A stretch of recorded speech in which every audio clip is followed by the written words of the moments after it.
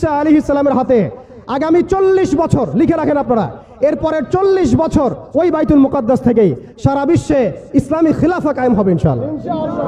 যে খিলাফা শব্দটা এখন রাজনৈতিকভাবে আপনারা নিতে পারেন না, হজম করতে পারেন না। আমি জানি আপনারা জানেন না, অনেকেই এটা অজ্ঞতার কারণেও হতে পারে, তারা হয়তো জানেন না, আমরা জানাতে এসেছি। এই যে খিলাফা শব্দটা তারা নিতে পারে না, এই খিলাফাই হবে পৃথিবীর শেষ শাসন ইনশাআল্লাহ তাআলা। এই খিলাফা দিয়ে বিশ্ব শুরু হয়েছিল, এই খিলাফা দিয়েই বিশ্ব শেষ হবে। ঈসা আলাইহিস সালাম 40 বছর ওই জেরুজালেম থেকেই এই বিশ্বকে শাসন করবেন ইনশাআল্লাহ তাআলা। এটা লেখা হয়ে গেছে কুদিয়াল আমর, এটা কেউ চেঞ্জ করতে পারবে না। এখন মাঝখানের এই সময়টুকুতে জায়নিস্ট আসলে কি করেছে এবং আমরা কোন কোন জায়গায় পিছিয়ে গেছি এবং আমাদের করণীয় কি হতে পারে, এটা আমি অল্প কথায় শেষ করে দিব। এক কথায় দেখুন, জায়নিস্ট মুভমেন্ট গঠন করার পরে তারা সর্বপ্রথম, ভালো করে খেয়াল করেন, তারা সর্বপ্রথম একটা ঐক্যবদ্ধ প্ল্যাটফর্ম এনেছে। আমরা দেখেন সারা বিশ্বে এখন পর্যন্ত মুসলিমরা একটা ঐক্যবদ্ধ প্ল্যাটফর্ম করতে পারি নাই। তারা ঐক্যবদ্ধ একটা প্ল্যাটফর্ম করেছে এবং সেই প্ল্যাটফর্মকে কেন্দ্র করে তারা সবার আগে খিলাফত ব্যবস্থাকে ধ্বংস করেছে। অটোম্যানদেরকে তারা পরাজিত করেছে। প্রথম বিশ্বযুদ্ধের সেই 1914 থেকে 18-এর মধ্যে তারা বাইতুল মুকাদ্দাসে প্রথম ঢুকেছে এবং তাদের সহযোগী ছিল পশ্চিমা বিশ্ব এবং ব্রিটেন।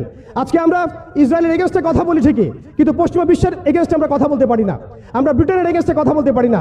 আজকে আমরা ইসরায়েল বিরোধী কথা বলি ঠিকই, আমেরিকার এগেনস্টে আমরা কথা বলতে পারি না। আজকে আমরা তাদের পণ্য বয়কট নিয়ে কথা বলি, এটাও দরকার আছে, কিন্তু তাদের আদর্শ দিয়ে আমাদের ব্যক্তি জীবন, পারিবারিক জীবন, সামাজিক জীবন, ইভেন রাজনৈতিক অর্থনৈতিক জীবন পর্যন্ত ঢেলে সাজানো হয়েছে, এগুলো আমরা ছাড়তে পারি না। অতএব শুধু এক পেশে দৃষ্টিভঙ্গি দিয়ে আপনি সমস্যার সমাধান করতে পারবেন না। এই সমস্যা অনেক গভীর এবং এটা এত দেরি হয়ে গেছে। আমরা 100 বছর পরে এগুলো নিয়ে কথা বলছি, বিগত 100 বছর আগেই আমাদের এগুলো নিয়ে সচেতন হওয়া উচিত ছিল। এমন নয় যে তৎকালীন সময়কার ভাইরা সচেতন ছিলেন না বা তারা কাজ করেন নাই, করেছেন, কিন্তু এটাই পরীক্ষা, এটা আল্লাহ পাকের মহাপরিকল্পনা। এভাবেই আল্লাহ রাব্বুল আলামিন আমাদেরকে পরীক্ষা করছেন, আমরা হকের পথে থাকি না বাতিলের পথে থাকি। এরপরে এই জায়নিস্ট মুভমেন্ট গঠন করার পর, অটোমান এম্পায়ারটাকে ধ্বংস করার পরে একটা খিলাফা রাষ্ট্র থেকে আমাদেরকে 57টা বিচ্ছিন্ন ছোট ছোট রাষ্ট্র দেওয়া হয়েছে, অর্থাৎ কাঁটাতারের বেড়ার মধ্য দিয়ে আমাদেরকে ভাগ করে ফেলা হয়েছে। এখানকার লক্ষ কোটি যুবক যদি চায় যে আমরা ইসরায়েলিকে যুদ্ধ করব, তারা যেতে পারবে না। সৌদি আরব থেকে চাইলে যেতে পারবে না, ইয়েমেন থেকে চাইলেও যেতে পারছে না, মিশর থেকে চাইলেও যেতে পারছে না, মালয়েশিয়া থেকে চাইলে যেতে পারছে না, তুরস্ক থেকে চাইলে যেতে পারছে না, পাকিস্তান আফগানিস্তান থেকে চাইলেও অনেকে যেতে পারছেন না। কারণ একটাই, জাতীয়তাবাদ, জাতীয়তাবাদ এবং জাতীয়তাবাদ। আমরা একটা ধোকার মধ্যে আছি। ওরা আমাদেরকে 4টা গোলক ধাঁধায় ফেলে রেখেছে।